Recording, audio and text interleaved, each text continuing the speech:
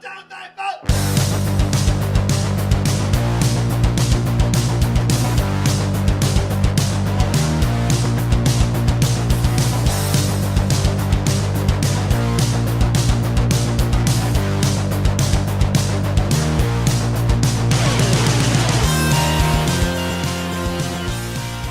hello there, all you Stay Tuners. Welcome back to another episode of Stay Tuned Sports. This is episode number 38. How's everybody doing out there this week so far? My week's, it's actually going pretty quick so far. I don't know about you guys, but maybe it's because, we have football on the weekends again, or, there's a UFC fight card coming up this weekend, which, I'm going to talk a little bit about the fights over this past weekend, plus some bare knuckle boxing news. They signed another.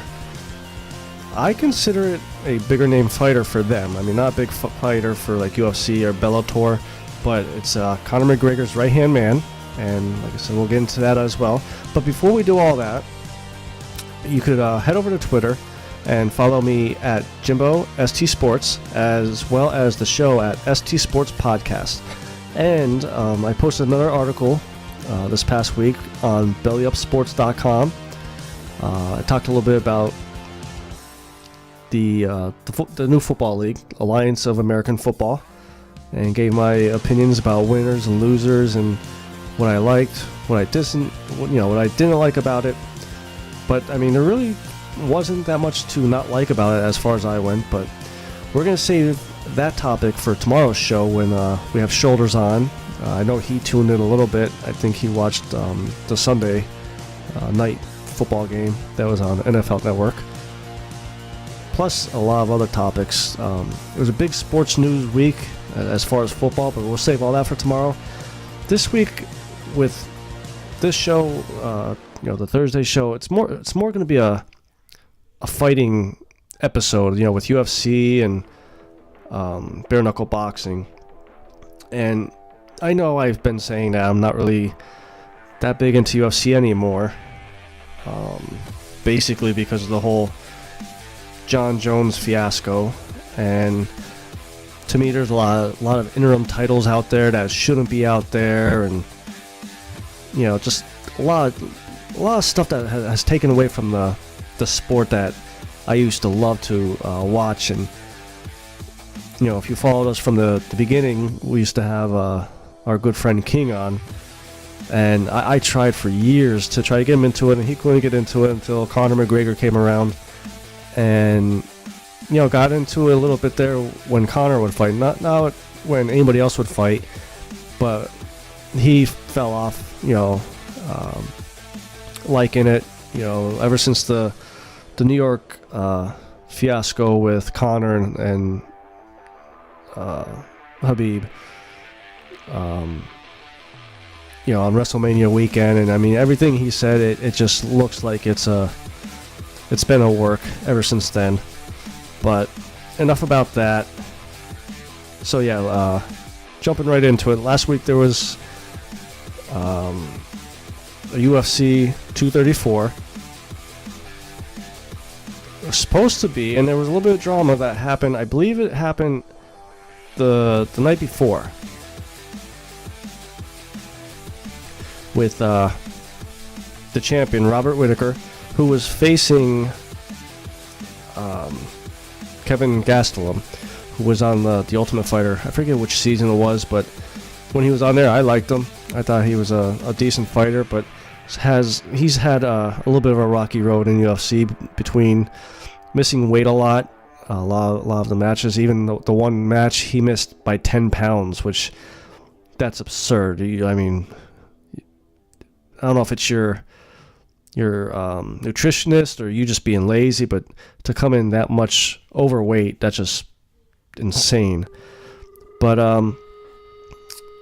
so the night before, Robert Whittaker, the champion, was rushed to the hospital and had to have an emergency surgery, which turned out to be a hernia surgery. Was complaining of stomach pains, throwing up, just pretty much all the symptoms that this type of hernia. I'm not sure if it was a sports hernia or, because I know there's a lot out there. I had a hernia myself a few years back. They're no fun. So he got rushed to the hospital. He was just released. I believe it was yesterday, because he was released 3 days after surgery. And kind of going back to why I am not following UFC anymore. Robert Whittaker was stripped of his title, I guess because of this issue, and Kevin Gastelum was awarded and is the new champion for the middleweight division.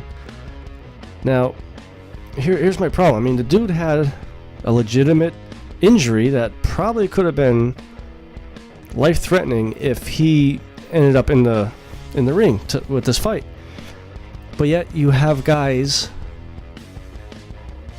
sit out, and again, I'm a Conor fan, 2 years holding a belt, not strip him, and that was his choice to sit out. Yeah, granted, he went to fight Floyd Mayweather and want to do stuff like that, but I mean, come on. I mean, this is a legitimate injury, and you just take it away because this Kevin Gastelum has been pining for a title shot for a while now, even though he can't get his weight under control. So you love throwing interim titles around. Why not give him the interim title and let him fight? A lot of people are saying Israel Adesanya, who defeated Anderson Silva, which I'll touch on that a little bit later on about their little exchange at the end of the fight.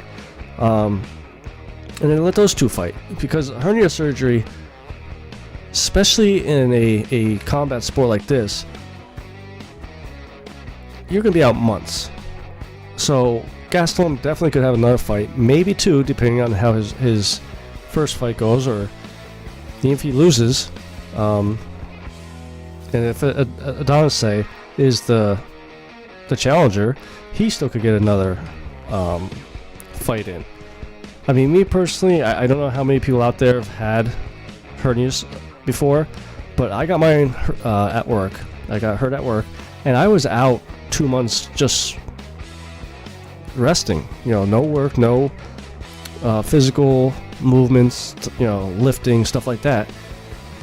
So you incorporate with being a combat sport, he can't lift, no matter if you can just do leg work or lifting. He can't do anything. So he's going to be out 2 months there. You got to figure it's going to take another month for him to get back in shape, back in fighting shape. So he's still looking at about 4 to 6 months before he could get back. But yet you let guys like Conor McGregor and even Habib now, after this whole suspension, saying he's going to sit out till November, so he won't fight for almost a full year. You haven't stripped him yet, but yet you'll strip a guy that legitimately got hurt, had a freak accident, and I'm sorry, I thought it was the night before. Here it was the night of. Passed out, in his locker room or wherever it was. I just saw it now, the article. It just, I don't know. I think UFC is doing a poor job of handling situations. It's almost like kind of like Roger Goodell with the suspensions. There's no precedent. It just every situation is different, even though some of them are the same. Kareem Hunt, not suspended yet.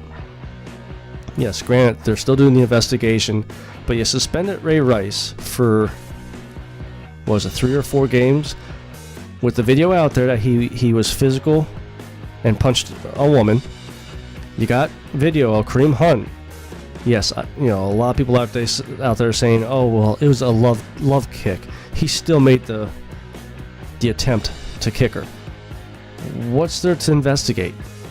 Whether she was in the wrong or not for instigating him, he still made an attempt.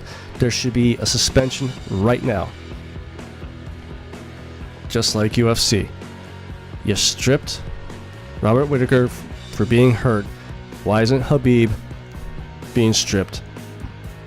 Or why wasn't Conor stripped 2-3 years ago when he wanted to go fight Floyd Mayweather? When he came out and was all for the Floyd Mayweather fight. It's all about politics, I think. It's all about, obviously, the money. Conor sells fight. A Conor Khabib fight would sell out again. Robert Whittaker and Kevin Gastelum, yes, they probably could be entertaining fight, but they're not going to sell out pay-per-views. They're not going to sell out an arena. I think that's maybe why this got moved this way. And maybe they're trying to set up the Kevin Gastelum Adonis fight, because if you guys watch that fight, Adonis versus Anderson Silva, the kid, he's quick. Now, I know Anderson Silva's 42, 43, definitely past his prime. He's a legend. He's like the Michael Jordan or Wayne Gretzky of MMA.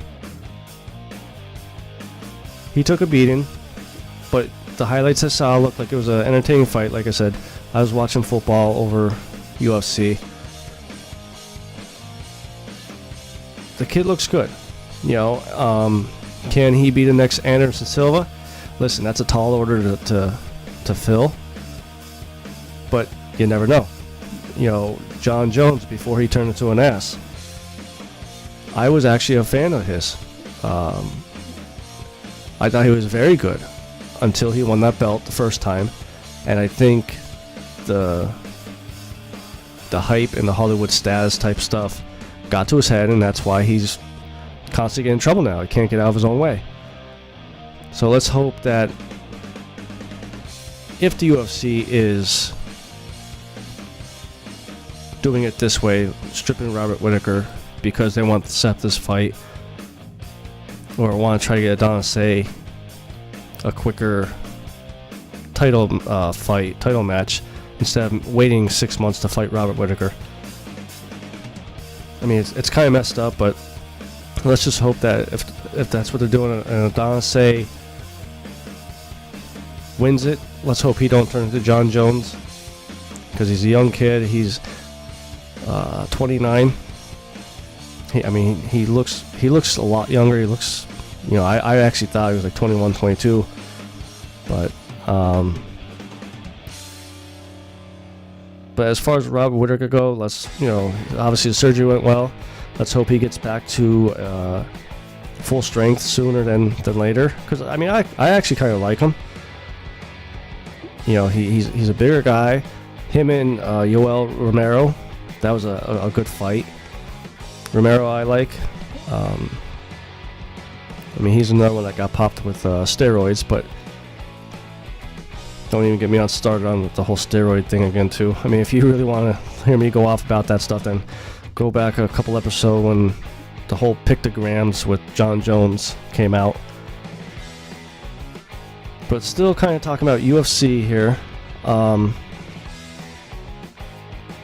Leading up to the pay-per-view, before even the drama with Robert Whittaker have to pull out due to injury, the Anderson Silva and Adonis match was very intriguing. Like they said, it was kind of like passing the baton from legend to new kid, and they kind of have the same build, or Adonis has the same build as John Jones, but he moves like a young Anderson Silva, taunts just like Anderson Silva, which he still taunts. And Adesanya won by unanimous decision. But the thing that stood out to me, and I'll admit, when I first got into UFC, I didn't like Anderson Silva because of the whole showboating and just acting like a fool. But when he had that fight against Chris Weidman and broke his leg, I actually felt bad for him. And since then, I was actually still rooting for him because for some reason, it may have just been me. It seemed like it kind of humbled him. He lost the belt. Granted, it was because of that injury. But it looked like he approached the game differently. So leading into last Saturday night's fight, the conference calls, the night before press conferences, stuff like that. They both. I didn't see no. I didn't see no trash talking, which sometimes it's okay. And these guys really showed a lot of respect for each other, and that's why I'm hoping this kid, this Adesanya, keeps this path that he's going on, because he's showing respect when respect is shown, and he's trash talking when it needs to be done. Obviously you got trash talk to sell pay-per-views, but right after the fight, when the final bell rang, Anderson Silva's, I believe it was his right eye, was kind of swollen up a little bit. They both, met in the middle of the ring, was hugging each other, and you could hear a little bit of talking. And Anderson Silva said, one of the greatest moments probably in this sports history. I pass the baton on to you. I know the past year or so Silva's hinted at retirement, but doesn't want to, and this and that. But it's and you hate to see a fighter stick around longer than he has to, but it kind of feels and seems like Silva knows his time is coming just with that phrase. He realizes this is the youth, this is the up and coming talent. He's not going to probably be able to compete with it, even though he went on a nice run, as of late. But it was cool for him to kind of give this kid, a little props of, hey, this is your time now. Go shine. I did see Silva did say I think he has 3 fights left on his contract. He's gonna at least fight those 3 times, and then whatever the future holds. So I think even if he fights every 4 months, that's another year. He's gonna be looking at 44, 45, and the only fighter that I could remember sticking around that long and still be at least somewhat competitive and entertaining is Dan Henderson. I was a big Chuck Liddell fan. He just came back to fight Tito and got knocked out. He's way too old. Dana White did the right thing by releasing him after, I forget what fight it was that he got knocked out his last fight, and that was years ago. So I'm hoping Silva does these 3 fights. I hope they match him up with a decent fighter. Nothing, top 5, top 10. Just make it an entertaining fight. Let him fight. Let him go out his horse out into the sunset. And I mean, come on. Let's be honest. What kind of career is there going to be another career like Anderson Silva ever did or ever had? It's tough. It's going to be tough to top that. Now, everybody knows I'm very big, very behind the whole bare knuckle boxing fighting championship. Pretty sure I live tweeted 3 of the 4 pay-per-views, which is pretty fun.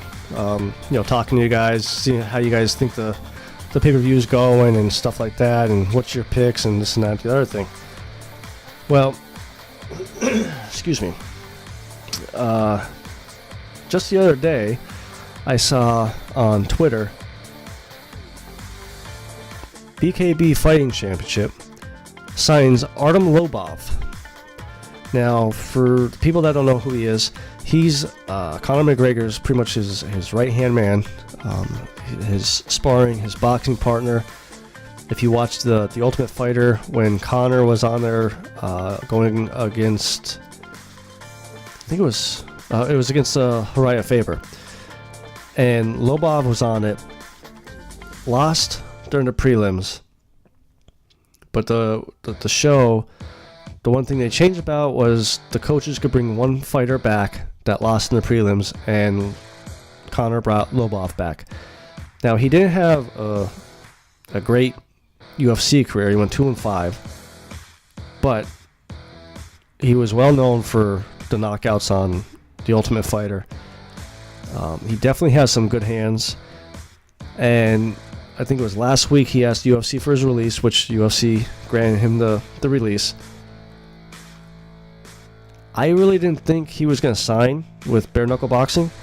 I know he tweeted out to them, but he also tweeted out to Bellator. He tweeted out to One Championship. You know, I thought he would have stayed with the MMA, but to see him sign with Bare Knuckle Boxing, I think this is going to be a win-win for both parties. And his first fight is going to be on April 20th, which is my birthday weekend, and I am going to get so wrecked. I mean, that's a big weekend for me. You know, you got the NFL draft after that weekend. I believe it's the 25th and 26th. But you have Bare Knuckle Boxing 5, which is going to be in Mississippi again. I don't know if you gamers out there, if you guys are excited for the Mortal Kombat game. That looks good. I can't wait to get that. But he's fighting also a former UFC veteran, Jason Knight, in the featherweight division. I think it's the featherweight division. And, you know, now we have seen, though, a lot of MMA guys come into this bare knuckle boxing and think, you know, if you throw all power, it's the best thing. And if you guys watched, I think it was 2 pay-per-views ago with Crazy Horse, you notice you gotta be careful. He broke both hands and couldn't go on, so the ref had to call the fight. Now, me and Shoulders had a little talk on last Friday's episode, you know, about that, how you gotta be careful and kind of throw 50% power, not full power, and this and that, the other thing. That's the one reason why I kind of like the commentators. The commentators have gotten a lot better compared to the first pay-per-view.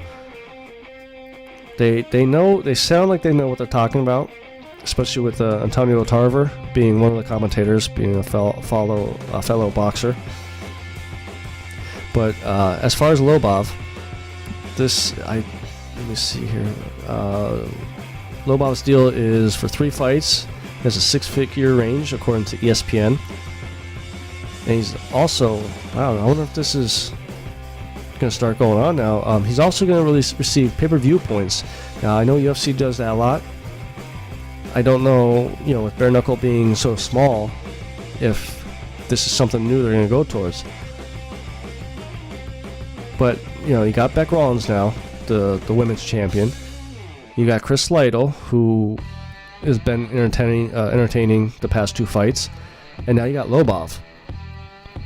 Now, again, with bare knuckle, though, he could come in and just completely flop because he thought it would be a lot easier because, you know, I'm a puncher, I'm a brawler, which he is, but he could get caught. The other person that I saw sign, I think it was 2 weeks ago, and I thought they signed him to be a fighter, but Anthony Rumble Johnson used to fight with the UFC. He went up against John Jones for a title match. But here he only signed on to be a fighter and ambassador. But he's still young, and the one comment I saw, maybe it was from a fan or from the writer, maybe if he sticks around these fighters, this organization for a little while, maybe he'll get the itch to get in there. And I'll tell you what, if he gets in there, BKB will start taking off a little bit more because now they're starting to get well-known name guys in there. You know, Tony Lopez versus Joey Peltron. Hell of fighters. Those two, when they fight each other, put good shows on, but they're older. Now, this BKB4, you know, you had Leonard Garcia, a little older, but big name, well, bigger name, I should say. You know, I still say, and I still stick to my statement that within the next 5 to 10 years, I think you're going to see bare knuckle boxing more than, you know, one pay-per-view every 3 months. I think you may be able to see it once every 2 months, maybe once a month. And like I said, it's the only thing that bothers me right now, and this is me nitpicking, it has that like ECW, you know, for all you wrestlers that used to watch ECW, like that 5,000 seat stadium kind of college production type deal. And that's fine. You gotta start small, because if you go too big, you're gonna go bankrupt. You know, get your name out there, get some of these fighters in there that people know, get them interested, and it'll be a snowball effect. But Lobov is definitely a good pickup for BKB. I'm curious to see how far he could go. I'm trying to see. I know I said featherweight, but that was UFC. I'm not exactly sure what weight class he's going to be in, but you know, we'll have to wait and see. You know, April 20th, I'll definitely be live tweeting it. I'll be looking forward to that one. Hopefully, you know, my girl Beck Rollins will be defending her belt then. Maybe Sam Shoemaker, get him back up there. I would like to see a rematch between him and the champ. You know, give him another shot. But I think that's going to be it for this week, at least for our Thursday show. You know, we'll be back tomorrow with shoulders. But before I go, like I said, you guys head over to bellyupsports.com. Check out my article about the Alliance of American Football. There's a lot of articles on there, not just me, but a couple of the other guys wrote a few about the new league. For you wrestling fans, there's some wrestling articles over there. Also, if you're on the website off to the left, there's a list of the podcasts of some of the guys. You know, check them out. And then head over to Twitter and follow me at Jimbo ST Sports, and also follow the show at ST Sports Podcast. And I will see you guys tomorrow. Shoulders will be back, and we have a lot to talk about, mostly football, but it's going to be a fun episode, so make sure you check it out. It's your good friend Jimbo signing out.